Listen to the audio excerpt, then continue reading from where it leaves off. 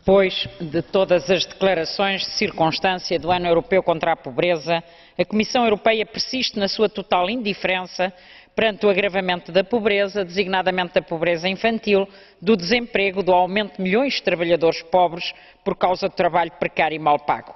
Mas agora já não se limita a orientações neoliberais, com todas as graves consequências nos países de economias mais frágeis, onde era imperioso aprofundar políticas públicas para apoiar serviços públicos, criar empregos com direitos e erradicar a pobreza.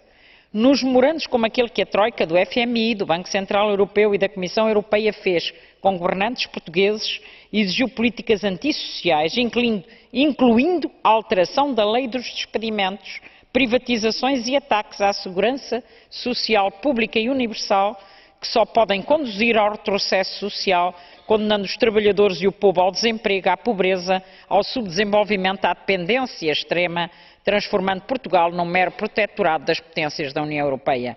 Tudo isto em troca de um empréstimo que os portugueses têm de pagar a taxas muito elevadas para alimentar os ganhos do capitalismo financeiro internacional, mesmo quando já se sabe que tais medidas nada resolvem, como demonstra o exemplo da Grécia.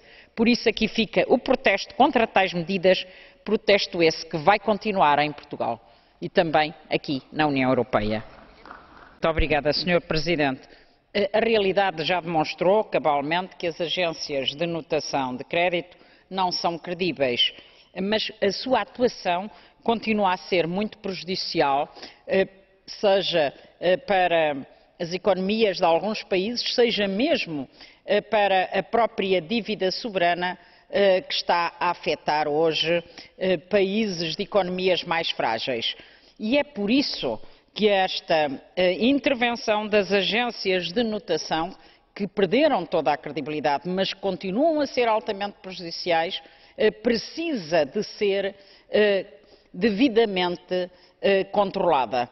E um controle que não se limite a regras de transparência, mas que vá mais fundo e se insira num controle completo do sistema financeiro internacional, que ponha cobro também aos paraísos fiscais, que regule devidamente o setor financeiro com taxas sobre os movimentos de capitais especulativos e que impeça que o capital financeiro continue.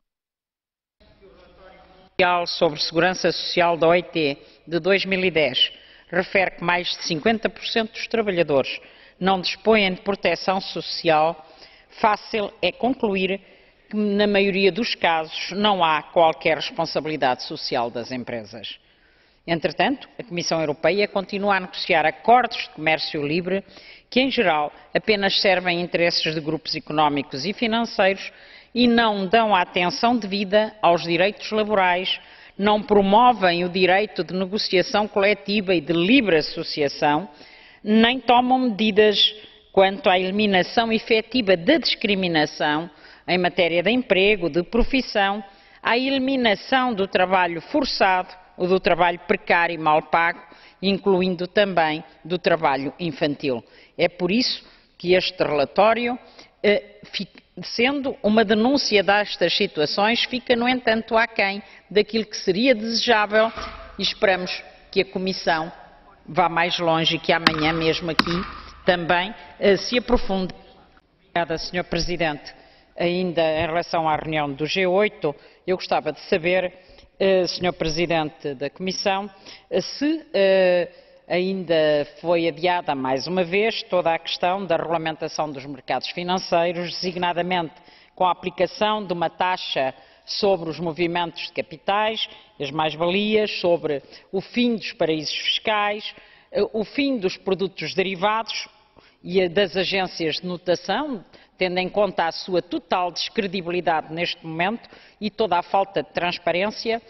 E, por último, a questão ligada a estes problemas que estão aqui na União Europeia, com a Grécia, com Portugal, com a Irlanda, em que se está a impor um processo que visa, sobretudo, impor aos trabalhadores e aos países instrumentos e processos de agravamento de exploração e de agravamento do seu decréscimo económico. o que a curto prazo ou a médio prazo vai contribuir para maior pobreza, mais desemprego, mais desigualdades. Não acha que isto está em contradição com todos os princípios que têm sido enunciados, incluindo pelo próprio Tratado?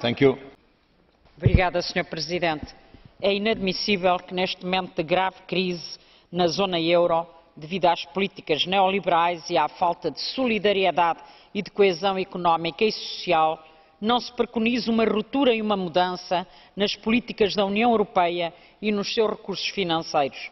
Quando se vive uma crise económica e social, um dos maiores desafios que se coloca é encontrar um novo quadro financeiro plurianual em que haja um aumento significativo do orçamento comunitário para apoio da coesão económica e social, acompanhado da diminuição da obrigatoriedade da comparticipação nacional, reduzindo-a no máximo a 10% do projeto apresentado, sobretudo nos países com maiores dificuldades financeiras, que aposte no investimento em serviços públicos, no apoio à produção, na criação de emprego com direitos, na erradicação da pobreza, das desigualdades sociais e de todo o tipo de discriminações, designadamente de género. Impõe-se, igualmente, a promoção da paz, da cooperação e do apoio ao desenvolvimento, uma forte redução das despesas militares e de representação externa.